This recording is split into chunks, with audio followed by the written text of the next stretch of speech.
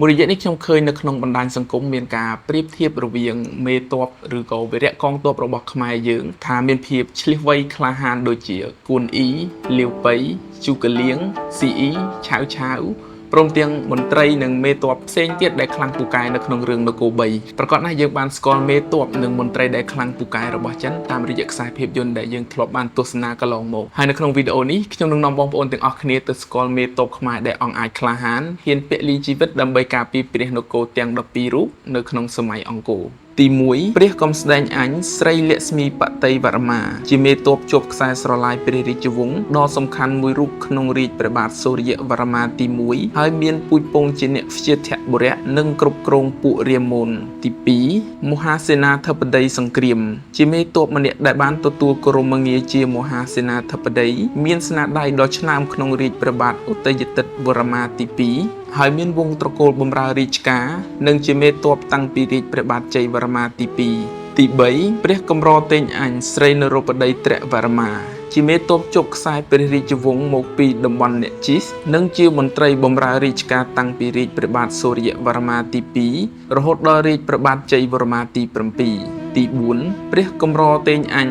ស្រីវិរិន្ទ្រធិបតីវរ្មាជាមេតបគ្រប់គ្រងនៅតំបន់ឆោកកុលក្នុងរាជព្រះបាទសូរ្យវរ្មាទី2ទើបគេឃើញមានរូបចម្លាក់លោកនៅក្នុងក្បួនព្យុហយាត្រាចុះពីភ្នំសេវបាទទី5ព្រះកម្រតេញអញស្រីរាជិន្ទ្រវរ្មាជាមេតបមួយរូបដែលជាប់ខ្សែព្រះរាជវង្សនិងជាអ្នកសញ្ជាគ្រប់គ្រងនៅតំបន់សោកល្ងីសទី6ព្រះកម្រតេញអញមហាសេនាបតីស្រីវិរិន្ទ្រវរ្មាជាអ្នកសញ្ជាកវិស្វរៈនិងជាមេតបម្នាក់ដែលមានតួនាទីនិងឋានៈខ្ពស់បំផុតក្នុងចំណោមមន្ត្រីទ័ពព្រះបាទសូរ្យវរ្មាទី2ដោយគេសម្គាល់បានតាមឋានន្តរនាមជាមហាសេនាបតីទី7ព្រះកម្រតេញអញស្រីស្រិន្ទ្រកុមារជាព្រះរាជបុត្រាព្រះបាទជ័យវរ្មាទី7ព្រះរាជកុមារបានដឹកនាំទ័ពច្បាំងទប់ទល់នឹងទ័ពចាមនៅប្រទេសចម្ប៉ានិងបានចេញច្បាំងតទល់នឹងភរតរាហុដែលចង់ដណ្ដើមរាជពីព្រះបាទយសោវរ្មាទី2ដោយសារព្រះអង្គមានស្នាព្រះហស្ថការពារព្រះនគរ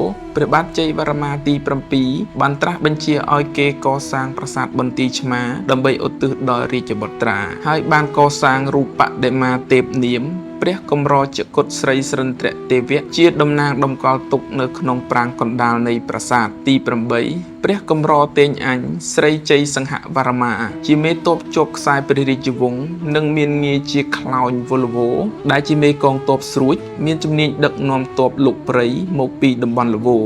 ទី9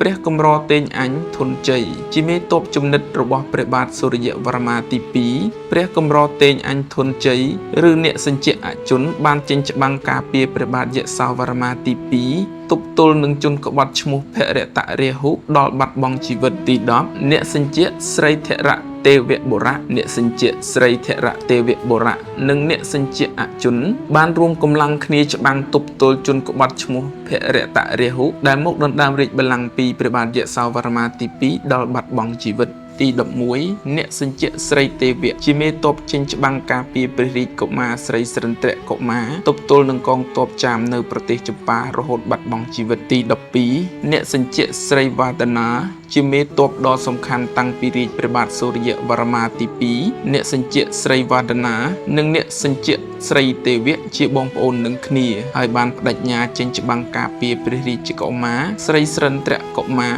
ទប់ទល់នឹងកងទ័ពចាមនៅប្រទេសចម្ប៉ាមេតបទាំង12រូបដែលខ្ញុំបានរៀបរាប់នៅខាងលើត្រូវបានក្រសួងព្រះបរមរាជវាំងកសាងជារូបសំណាកធ្វើពីលោហៈស្ពាន់ដាក់តម្កល់នៅក្នុងសួនព្រះរាជដំណាក់ស្ថិតនៅក្នុងទីរួមខេត្តសៀមរាបហើយបើសិនជាបងប្អូនបានមកលេងនៅក្នុងខេត្តសៀមរាបសូមកុំភ្លេចចូលមកទស្សនានៅក្នុងសួនព្រះរាជដំណាក់នេះផងហើយនឹងបានសិក្សាស្វែងយល់បន្ថែមអំពីមេតបខ្មែរដ៏អង់អាចក្លាហាននៅសម័យអង្គរហើយជួបជាមួយខ្ញុំបងបឿនៅវីដេអូក្រោយ